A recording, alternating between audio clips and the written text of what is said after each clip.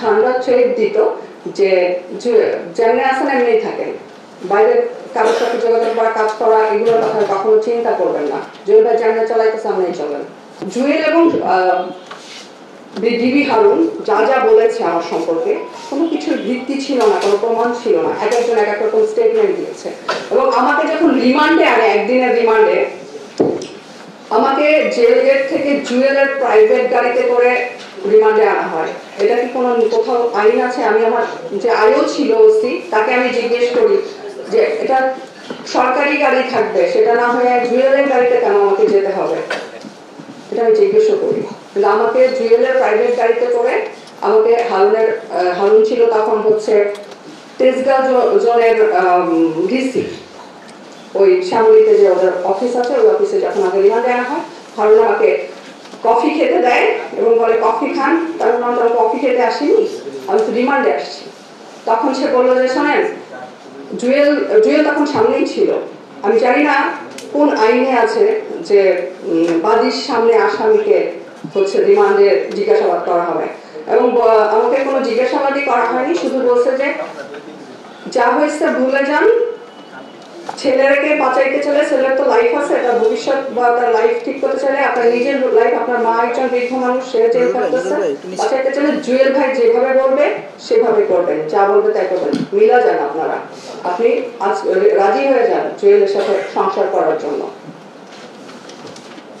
তো রিমান্ডে আনার পর আমাকে হারুনের কথা বলে, এবং আমাকে যখন জেল থেকে বের করে গৃহবন্দী করে রাখে, তখন জুয়েলের ফোন দিয়ে মাঝে মাঝে নেতাদের সাথে কথা বলতো, হারুনের সঙ্গে কথা বলতো, হারুনকে আমাকে ধরায় দিত এবং হারুন আমাকে খুব ঠান্ডা ট্রেড দিত যে যেমনি আছেন এমনিই থাকেন, বাইরে কারোর সাথে যোগাযোগ করা, কাজ করা, এগুলোর কথা কখনো চিন্তা করবেন না, জুয়েল ভাই যেমনি চালাইতে সামনেই চলেন।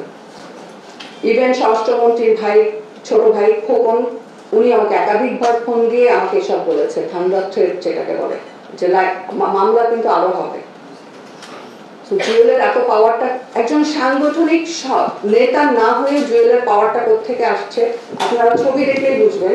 যে স্বরাষ্ট্রমন্ত্রীর সাথে হারুনের সাথে, এই যে হারুনের ভাতের হোটেলে খাওয়ার ছবি, যে ইয়েলো টি শার্ট জুয়েল, এখানে সাদা পাঞ্জাবি ডান দিকে, সাদা পাঞ্জাবি, এটা হচ্ছে জুয়েলের অবৈধ গ্রামের রাজৌরের কবিরাজপুর ইউনিয়নের অবৈধ চেয়ারম্যান, যে কিনা স্বরাষ্ট্রমন্ত্রীর পাওয়ারে পুলিশ ম্যানেজ করে চেয়ারম্যান হইত রাতের ভোটে, সেই চেয়ারম্যান হারুনের সঙ্গে খাওয়া দাওয়া। এবং জুয়েল যেসব কথা বলেছে তাকে আমি ব্ল্যাকমেইল করে বিয়ে করেছি। আমি তো প্রথমেই বললাম মাহিনের সাথে আমার পারিবারিক ছবি আছে, যার সাথে আমার 15 বছর 16 বছর ধরে যোগাযোগ। সো আমার পরিবারের সাথে যে যার খালাতো ভাই জড়িত, সে কখনোই আমার সম্পর্কে না জানা থাকবে না, এবং সে এসব জেনেই আমাকে পছন্দ করে, আমার প্রতি পাগল হয়ে, আমাকে ইন্সপায়ার করে, আমাকে ইমপ্রেস করে আমাকে বিয়ে করেছে। এবং বিয়ের ছবি আমার বাসায়, এটা এই দাড়িওয়ালা টুপিওয়ালা ছেলেটা জুয়েলের আপন ভাগ্নে, জুয়েলের ভাগ্নেকে জুয়েল নিয়ে আসছিল, আপন ভাগ্নে। আর এইখানে আমার ফ্যামিলি মেম্বার আছে, আর এখানে কাজী যিনি ছিলেন, আমার বাসা, আমার মায়ের বাসা ছিল লালমাটিয়াতে, তো সবসময় মেয়ের বাসার কাজী আসে বিয়ে পড়াইতে। আমার এলাকার কাজী কিন্তু এটা না, এটা জুয়েল পল্লবী থেকে, জুয়েলের বাসা হচ্ছে পল্লবী মিরপুর পল্লবী থেকে কাজী নিয়ে আসছে। আপনারা চাইলে তদন্ত করে দেখতে পারেন, আমি যা যা বলছি সবকিছু তদন্ত আপনারা, জুয়েল যা যা বলেছিল, হারুন ডিসি হারুন আমার সম্পর্কে যা যা বলেছিল, আপনারা তদন্ত করেন। 28টা দিয়ে কোথায় আপনারা এত বছরে তদন্ত করে পেলেন কোথাও? আমি চ্যালেঞ্জ করছি, আপনারা এখনো তদন্ত করেন, বাংলাদেশের প্রশাসন তদন্ত করে, বাংলাদেশের ল তদন্ত করে বের করুক কোথায় আছে আমার 28টা দিয়ে। আচ্ছা আপা, আপনি কি আপনার অবস্থানটা জানানোর জন্য এসেছেন নাকি আপনি কোনো বিহিত চান? বিষয়টা দুইটাই।